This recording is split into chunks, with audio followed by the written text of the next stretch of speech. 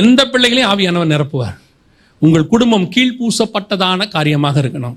இப்போ அடுத்து அதை விட ரொம்ப முக்கியமானது பாருங்க, தான் பிள்ளைகளுக்குள்ள அந்த விஷனை கொண்டு போனால பேழையை கட் பண்ணுறதுக்கு, அதை தாண்டி அவன் அதை யாருக்குள்ள கொண்டு போனான் தெரியுமா? மருமகள்மார்களுக்கு கொண்டு போனான். இவன் வித்தே கிடையாது. இவங்க எங்கிருந்து வந்தவங்க? இவன் மட்டும்தான் நீதிமான். இவங்க வேற எங்க இருந்தோ வந்திருக்கிறாங்க, கொண்டாந்துருக்கிறாங்க. ஆனா எப்படி இவன் விஷன் அவங்களுக்குள்ள போச்சு? 4 ஃபேமிலி, நோவா, அவன் மனைவி, 3 பசங்க, அவங்க 3, இந்த 4 ஃபேமிலியும் சேர்ந்து ஒரு பேழையை கட்டுது பாருங்களேன். இன்னைக்கு உங்களால முடியுமா? யோசித்து பாருங்க. வாய்ப்பு இருக்குதா? இன்னைக்கு நமக்குள்ள ஒரு வருமானம் இருக்குதா? சொல்லி பாருங்க, சண்டை வந்துடும் உடனே வீட்டில். அது முடியாது, இது முடியாது. இன்னைக்கு குடும்பம் பேழை கட்டக்கூடிய இடத்தில் இல்லை. இன்னைக்கு குடும்பத்தோட விஷன் எப்படி மருமகள்கிட்ட போகுது, எப்படி கொண்டு போகுது? 100 வருஷம் போயிருக்கு இந்த தரிசனம். இன்னைக்கு உங்களால் கொண்டு போக முடியுமான்னு பாருங்க. உங்களுடைய விஷயம் உங்க பிள்ளைகளுக்குள்ள கொண்டு போக முடியுதா? உங்க பிள்ளைகளுடைய விஷயம் உங்க மருமகளுக்குள்ள கொண்டு போக முடியுதா? எல்லாரும் சேர்ந்தாதான் ஒரு பேழையை கட்ட முடியும். அத்தனை பேரும் சேர்ந்தாதான் ஒரு சபையை கட்ட முடியும். இன்னைக்கு சபைகளுக்குள்ளே ஒரு மனம் இல்லை, குடும்பத்துக்குள்ள ஒரு மனம் இல்லை.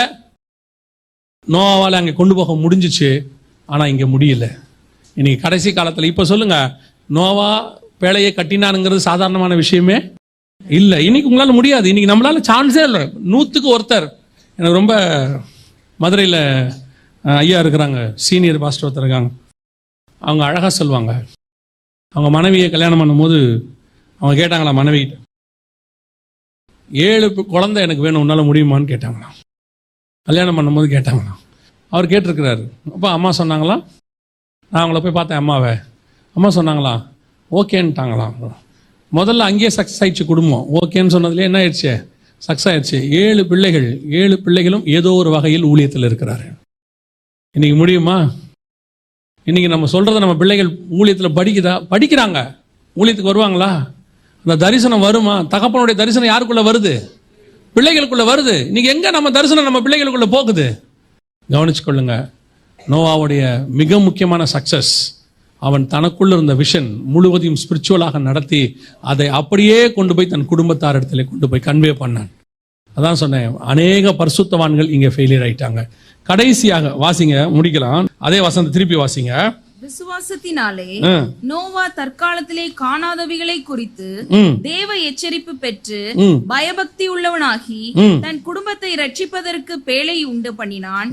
அதனாலே அவன் உலகம் ஆக்கினைக்குள்ளானதென்று தீர்த்து. ஆக்கினைக்குள்ளானதென்று தீர்த்து அப்படின்னா என்ன அர்த்தம் தெரியுமா?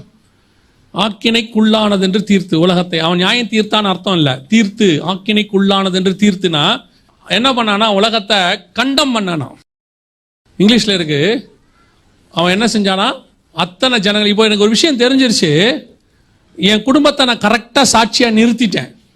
இப்ப தைரியமா என்னால என்ன செய்ய முடியுது? உலகத்தை பார்த்து என்ன செய்ய முடியுது? நியாயம் தீர்க்கல, கண்டிக்க முடியுது. இப்ப அந்த இடத்துல இருக்கு பாருங்க, கண்டம் த வேர்ல்ட் அப்படின்னு இருக்கு ஆங்கிலத்துல. அதோட அர்த்தம் என்னன்னா, அவன் உலகத்தை கண்டிச்சானாமா. 2 பேதுருவின் புஸ்தகம், அந்த வசனம் வாசிங்க. 2 பேதுருவின் புஸ்தகம் 2ஆம் அதிகாரம் 5ஆம் வசனம் வாசிங்க. பூர்வ உலகத்தையும் தப்ப விடாமல் நீதியை பிரசங்கித்தவனாகிய நோவா முதலான 8. நல்லா கவனிங்க, நீதியை பிரசங்கித்தவனாகிய நோவானா, நோவா எதை பிரசங்கம் பண்ணிருக்கிறான்? நீதியை. நீதினா என்னத்த, எப்படி பிரசங்கம் பண்ணிருக்கிறான்? நீதிய கண்டிச்சு பேசியிருக்கிறான். ஆமா, அந்த வசனம் இருக்கு பாருங்க. இதுக்கு முன்னாடி நீங்க வாசிச்ச வசனம் எபிரேயர் 11:7. அது வசனம் சொல்லுது, he condemned the world. தமிழ்ல எப்படி இருக்குன்னு கேட்டீங்கன்னா, ஆக்கினைக்குள்ளானதென்று தீர்த்து அப்படின்னு இருக்குது இல்ல. அந்த ஆக்கினைக்குள்ளானதென்று தீர்த்து அப்படிங்கறத நம்ம எப்படி படிச்சுக்கிறோம், புரிஞ்சுக்கிறோம்னா, உலகத்தை அவன் நியாயம் தீர்த்தான் புரிஞ்சுக்கிறோம். அவன் நியாயம் தீர்க்கல. அவன் வசனம் அங்க இருக்கு பாருங்க, by which he condemned the world. உலகத்தை என்ன பண்ணானா? கண்டம் பண்ணான், திட்டினான், கண்டிக்கிறான். நீங்களா சாவ போறீங்கடான்னு சொல்றான். இந்த தைரியம் அவனுக்கு எப்படி வருது தெரியுமா? அதுக்கு முன்னாடி தன் குடும்பத்தை சாட்சியாக அவன் நிறுத்தினான். நான் பிரசங்கம் பண்றதுக்கு முன்னாடி என்னுடைய சாட்சி வெரி இம்பார்ட்டன்ட். எனக்கு அந்த சாட்சி இருந்தால் தான் என்னால தைரியமா என்ன செய்ய முடியும், அதை சொல்ல முடியும். பாருங்க என்ன சொல்லுவான். பல நேரங்களில் ஊழியக்காரர்கள் எங்க தலை குனிறாங்க தெரியுமா? எங்க அவங்க ஊழியம் ஃபெயிலியர் ஆகுது தெரியுமா? அவங்களுடைய விஷன் அவங்க பிள்ளைகளுக்குள்ள போகாததுனால, பிள்ளைகள் தேவனை விட்டு போகும் பொழுது அவர்கள் சொல்லுகிற வார்த்தை மரியாதை இல்லாம போயிடுது. ஒரே வார்த்தையில பிசாசு ஒழிச்சிடறான். என்ன சொல்றான்? அவர் பசங்களே சரியில்லை, வேலை முடிஞ்சு. அவர் குடும்பமே சரியில்லை, வேலை முடிஞ்சு. அதைத்தான் சொல்றேன். இன்னைக்கு ஆவிக்குரிய வாழ்க்கையில் இருக்கிற நீங்கள் உங்கள் குடும்பத்தை கர்த்தருக்குள் கட்டாமல் நீங்க எத்தனை பேருக்கு என்ன சுவிசேஷம் சொன்னாலும், எப்படி சாட்சியா நீங்க போய் பேசினாலும் எடுபடாது. இன்னைக்கு நாம சரியில்லாம நாம மற்றவங்களை போதிக்கிறதுல கண்டிக்கிறதுல ரொம்ப முக்கியம். அதுதான் ரொம்ப இம்பார்ட்டன்ட். நீங்கள் குடும்பத்தை நிறுத்துங்கள், அதே நேரத்தில் தைரியமாய் கண்டனம். அந்த கண்டிக்கிற சுபாவம் எங்க வரும் தெரியுமா?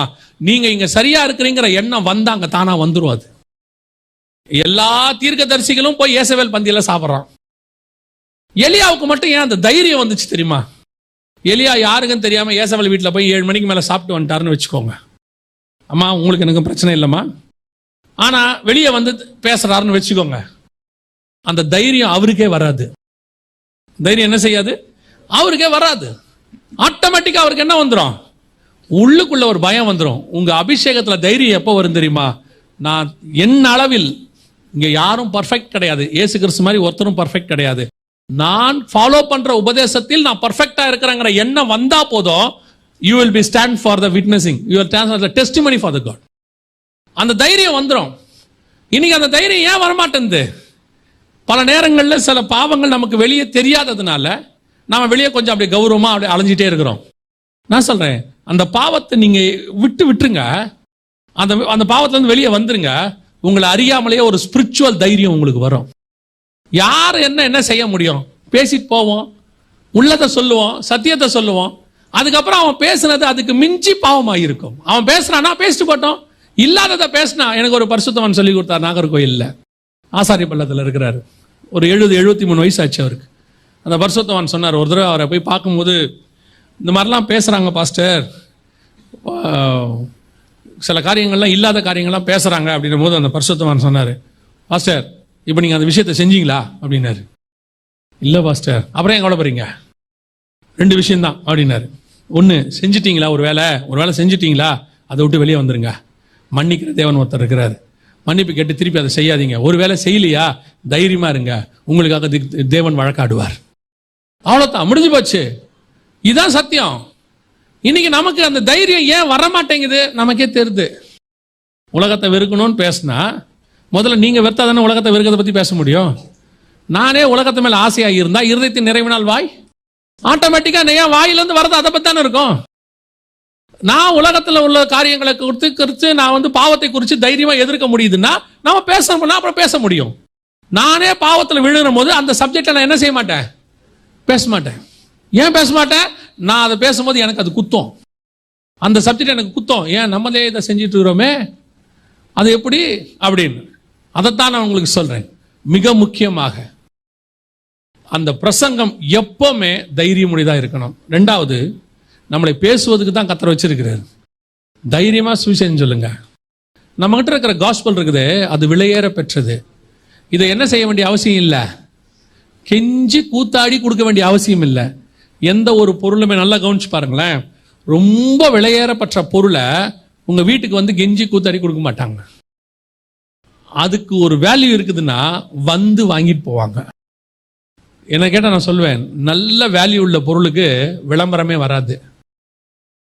நல்ல வேல்யூ உள்ள பொருளுக்கு என்ன செய்யாது? விளம்பரமே வராது. ஆனா அது எல்லாத்த விட நிறைய வித்துக்கிட்டே இருக்கும். இது எல்லாத்த விட உங்ககிட்ட இருக்கிற சத்தியம் மேன்மையானது. இதை நீங்க என்ன செய்றீங்க? பயந்து பேசிட்டு இருக்கிறீங்க. ஆரம்பத்துல நோவாவை பத்தி வசனம் சொல்லுது, he condemned the world, உலகத்தை கண்டித்து உணர்த்தினார். கடைசியா பரிசுத்த ஆவியானவர் பாவத்தை குறித்தும் நீதியை குறித்தும் உலகத்தை கண்டித்து உணர்த்துவார். இதுதான் ஃபைனல். தைரியமா சொல்லுங்க.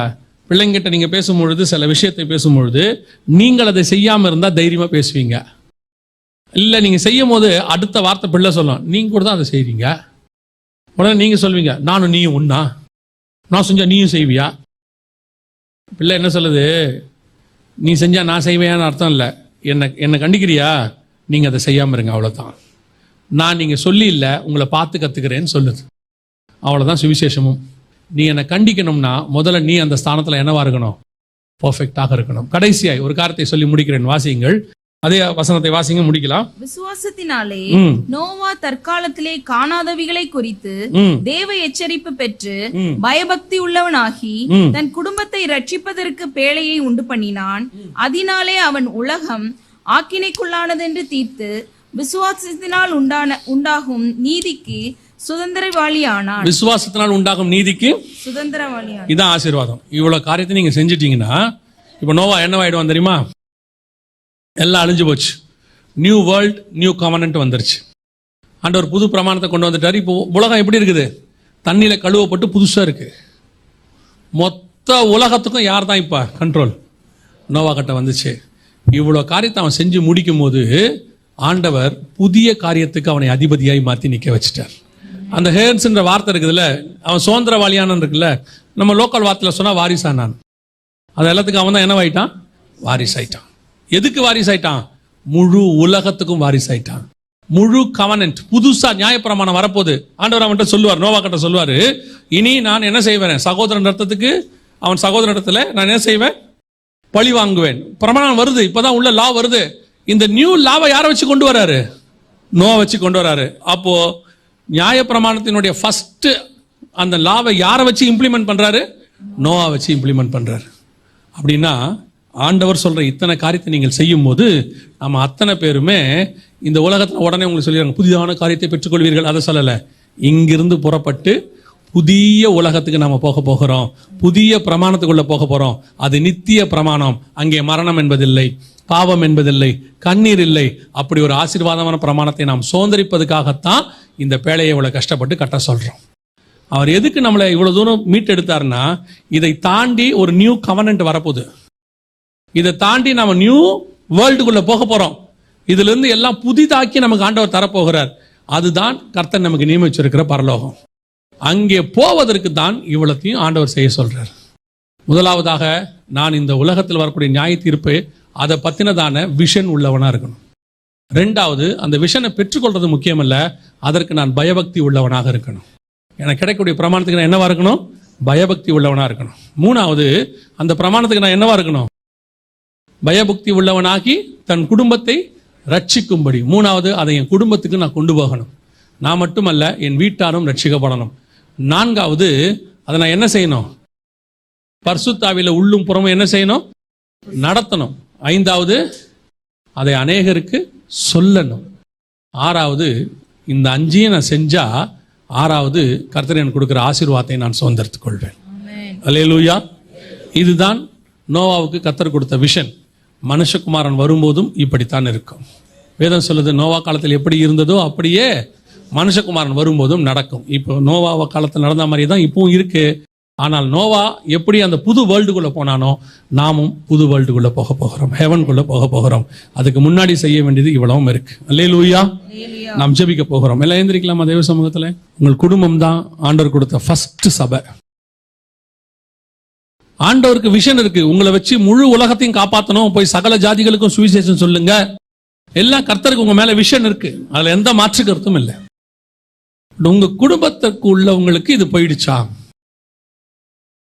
உங்களுக்கு கொடுத்ததான இந்த காரியங்கள் உங்கள் குடும்பத்துக்குள்ள இந்த தரிசனம் கடந்து போச்சா? எத்தனையோ வேதத்தில் உள்ள பரிசுத்தவான்கள் பழைய ஏற்பாட்டில் அதை மிஸ் பண்ணிட்டாங்க.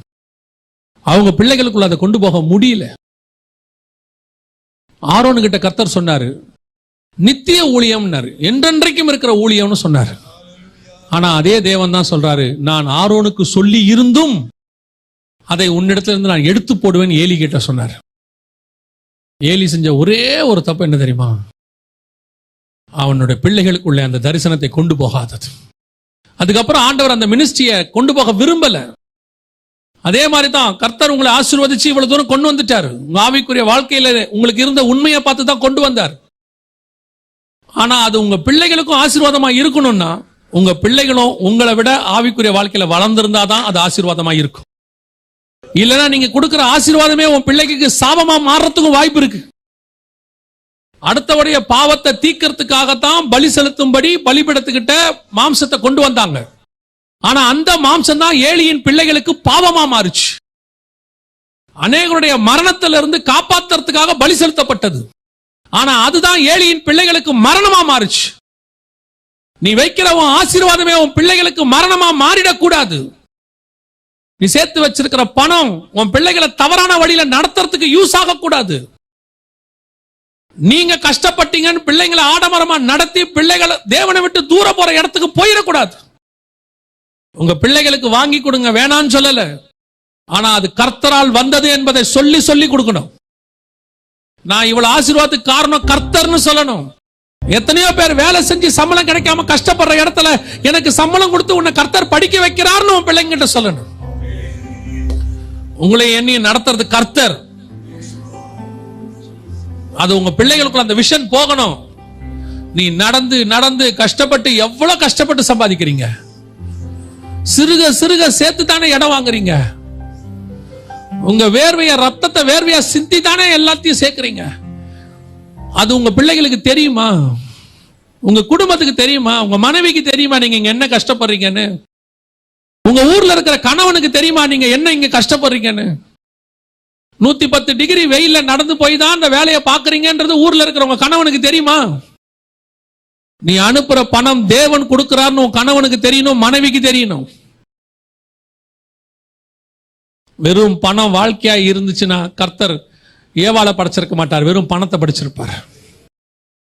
குடும்பம் வேற, அது கர்த்தருடைய திட்டம். ஒரு நோவாவை வைத்து இன்னைக்கு இவ்வளவு பெரிய உலகம் இருக்கு பாத்துக்கோங்க. உங்க ஒரு குடும்பத்தை வைத்து கர்த்தர் எவ்வளவோ பெரிய காரியங்களை செய்ய வல்லமை உள்ளவராய் இருக்கிறார். இன்னைக்கு உங்க குடும்பம் தேவனுக்குள்ள இருக்குதா? எத்தனையோ தகப்பன்மார், எத்தனையோ தாயார் உள்ளுக்குள்ள அழுதுட்டு உட்காந்துட்டு இருக்கிறாங்க. அவங்களால எல்லார்கிட்டையும் சொல்ல முடியல. அவங்களுக்கு தெரியுது. ஒரு பெரிய ஊழியக்காரர் தனிப்பட்ட முறையில் என்கிட்ட பேசும்போது சொன்னாரு, என் பிள்ளை என் கையை விட்டு போயிருச்சு ஜெகன்னு சொன்னார். இந்த மாதிரி ஒரு செய்தியை கேட்ட போது அவர் என்கிட்ட சொன்னாரு, என் மகன் என் கையை விட்டு போயிட்டான் ஜெகன் அப்படின்னார். என்னையா நடந்ததுன்னு கேட்டேன். அவர் சில காரியங்களை சொல்லும் போது இருதயம் உடைஞ்சு போச்சு. தயவு செய்து கர்த்தர் கொடுத்த பேழை உங்கள் குடும்பம், அது உள்ளும் புறமும் கீழ் பூசுங்க. பரிசுத்த ஆவியானவர்கிட்ட ஒப்பு கொடுங்க. எல்லாத்த விட உங்க பிள்ளையுடைய ஆத்துமா தான் முக்கியம்.